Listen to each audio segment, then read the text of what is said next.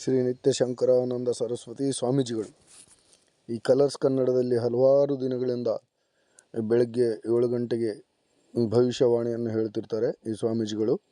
ಹಾಗೂ ಹಲವಾರು big boss ಸೀಸನ್ನ ಎಪಿಸೋಡ್ಗಳಲ್ಲಿ ಪ್ರತಿ ವರ್ಷದಲ್ಲಿ ಒಂದು ದಿನ ಬಂದು ಈ ಬಿಗ್ ಬಾಸ್ ಕಂಟೆಸ್ಟೆಂಟ್ಗಳ ಕುರಿತು ಭವಿಷ್ಯನ ಹೇಳಿ ಹೋಗ್ತಾರೆ.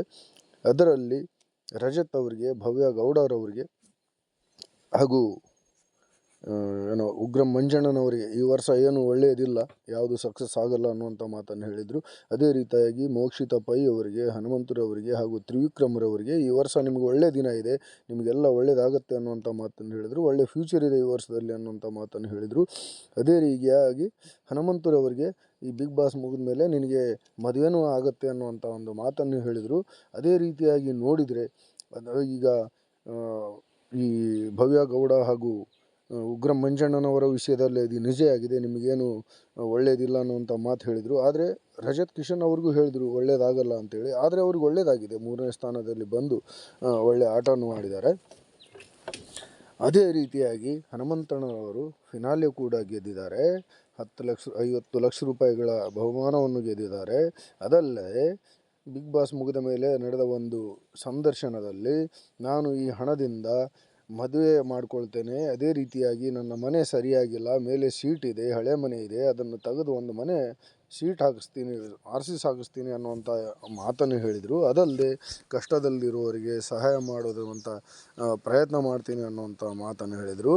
ಅದೇ ರೀತಿಯಾಗಿ ತ್ರಿವಿಕ್ರಮ್ರವರು 2ನೇ ಸ್ಥಾನದಲ್ಲಿ ಮೊದಲ ರನ್ನಪ್ 15 ಲಕ್ಷಗಳ ಬಹುಮಾನವನ್ನು ಪಡೆದಿದ್ರು. ಇದೆಲ್ಲ ನೋಡಿದರೆ ಹಾಗೂ ಒಂದು ಮಾತು ಹೇಳಿದ್ರು, ಯಾರ ಬಗ್ಗೆ, ನಟ ದರ್ಶನ್ ಬಗ್ಗೆ. ಅವರು ರೇಣುಕಾಸ್ವಾಮಿ ಕೊಲೆ ಪ್ರಕರಣದಲ್ಲಿ ಜೈಲಿಗೆ ಹೋದಾಗ ಅವರು ಬೇಲ್ ಸಿಕ್ಕ 6 ತಿಂಗಳ ಮುಂಚೆನೇ ಹೇಳಿದ್ರು, ಇನ್ನು 6 ತಿಂಗಳವರೆಗೆ ಬೇಲ್ ಸಿಗಲ್ಲ ದರ್ಶನ್ ಅವರಿಗೆ, ಅವರ ಗ್ರಹಗತಿಗಳು ಚೆನ್ನಾಗಿಲ್ಲ, ಕೋಪದಿಂದ ಎಲ್ಲ ಮೈ ಮೇಲೆ ಹಾಕ್ಕೊಂಡಿದ್ದಾನೆ ಅನ್ನುವಂಥ ಮಾತು ಹೇಳಿದರು. ಅದು ಕೂಡ ಅಕ್ಷರಶಃ ನಿಜ ಆಯಿತು. ಅವರು ಹೇಳಿದ 6 ತಿಂಗಳ ನಂತರ ಅವರಿಗೆ ಬೇಲು ಕೂಡ ಆಯಿತು. ಬಹಳಷ್ಟು ದಿನಗಳು ಜೈಲಿನಲ್ಲಿದ್ದರು. ಇದು ಈ ಸರಸ್ವತಿ ಶಂಕರಾನಂದ ಸರಸ್ವತಿ ಸ್ವಾಮೀಜಿಗಳ ಭವಿಷ್ಯವಾಣಿ ಈ ರೀತಿ ಇತ್ತು. ಇದೆಲ್ಲ ನೋಡಿದರೆ ಅವರು ಹೇಳಿರ್ತಕ್ಕಂಥ ಈ ಭವಿಷ್ಯಗಳು ಆಲ್ಮೋಸ್ಟ್ ರಿಯಾಲಿಟಿಗೆ ಹತ್ತಿರವಾದಂಥ ಭವಿಷ್ಯವಾಣಿನೇ ಇತ್ತು.